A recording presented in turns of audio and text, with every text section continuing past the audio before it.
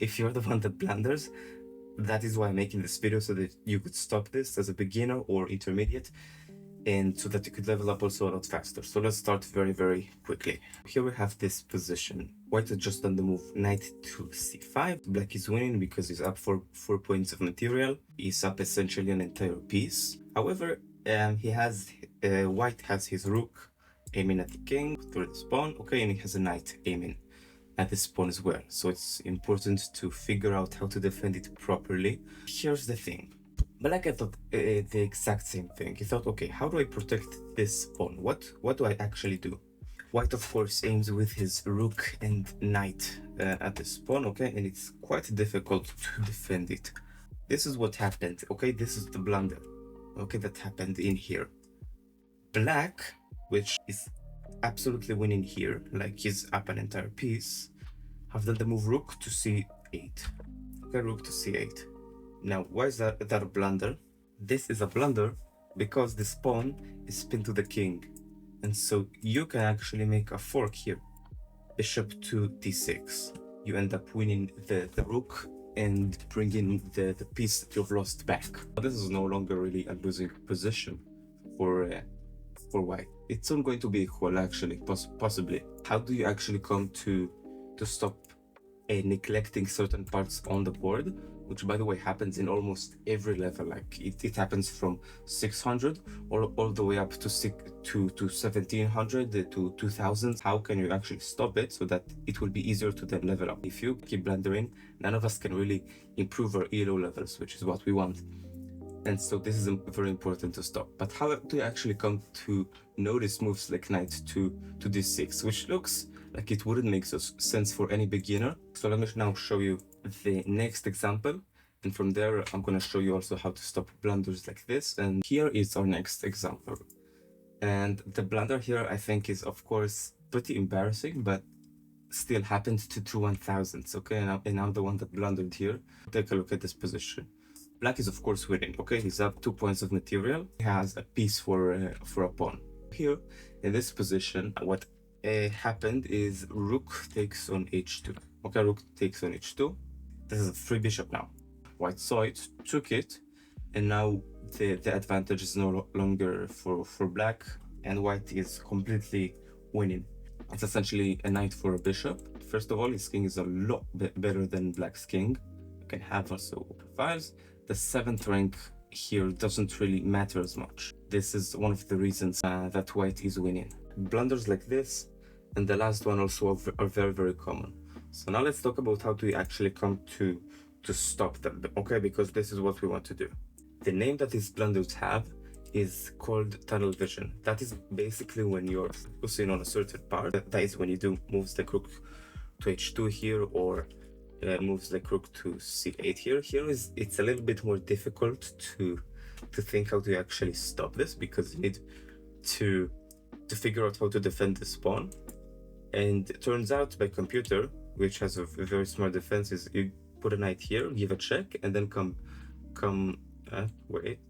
knight, give a check, and then come back here. So you're defending this pawn, which is actually very cool. And that is a move that even I didn't see. It's like a suggestion from the computer. But again, tunnel visions. So tunnel visions are this basically one movers where you're not really thinking much, and they happen in every level again.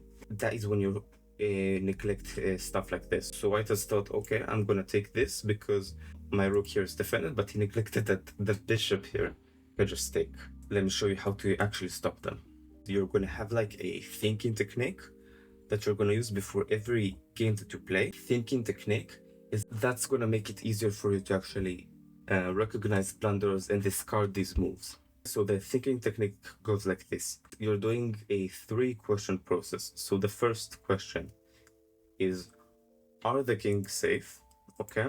Is there anything which is under threat, and what can be captured? So now let's ask this more specifically. Are the kings safe? For you as a white, yes, the king is very safe. Let's say, for example, I'm black and I'm asking this. So are the kings safe? White, my enemy's king is relatively safe now. And my king, I need to be careful of this move. And that is when you're gonna think of moves like knight to d6. because my pawn is pinned to this rook. So I need to be aware of moves like this. But relatively, is he safe? I don't see a mate in one or stuff like this. I don't see a mate. So I think it's relatively safe. There's no way to continue an attack here. If he comes with the rook here, you're probably going to figure out a way to defend this. So are the king safe? My enemy's king is relatively safe. I need to be a little bit more careful, but still quite safe. Even though I don't see a mate in one, this pawn is under threat nearby the king, which could be dangerous. So I'll need to figure out how to solve this. The thing which is under threat and can be captured is essentially the same thing, but there are times where something which is under threat is not something that you can capture like right away. So this is the difference between the two questions. So is there something that is under threat? Yes, this pawn is under threat. It's also the pawn that can be captured. Okay, so we need to make sure that we solve this. I ask myself, is the king safe? I know that this pawn is pinned to the king, okay, so it cannot defend it. This square is not really defended as much. So what do? My knight, and that is turns out to be the case by the computer, that is a little bit more complex. Usually you're gonna have more simple stuff than this, but this can also happen. Turns out is that my knight here, for an example, the computer gives can hop in here, give a check, and then return here. So it essentially defends this pawn afterwards. That is one of the ways to stop blunders. Let's now do this on the second example that we had previously. Here, let's say for an example that you are in this position. First of all, you're asking yourself, is my king safe? Is my black king safe? Yeah, pretty safe. I need to be aware of moves like this, but for the moment, I don't really see an attack, at least. The bigger one is that my opponent can threaten my bishop, okay, and he can take it. So I need to be aware of this as well. Yes, this bishop is under threat, and it also can be captured. So this is our real problem for now, this bishop. Now you're gonna come up with some ideas for how to actually stop this threat. Maybe I come here with my bishop to keep this threat. Or, even better, what if I come here back to b8, okay? And then it stops like this. So it evades a check in the future. Now you're gonna come up with more ideas, but you're gonna completely discard the move like rook to h2. Now, here's an action step that I want you to take.